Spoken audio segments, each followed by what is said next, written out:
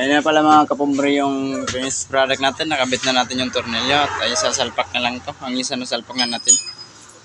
Ayan. Yan o yung gawa namin na fabrication. Rubber bushing.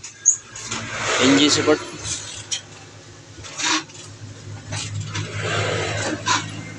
Siya natin ang gagawin mga kapumbre yung kapumbre. At yan, nakabit na natin yung isang rubber engine. Kasi bulong ng fuel order. At pati na rin yung mga busing ng nag-screw. Ayan.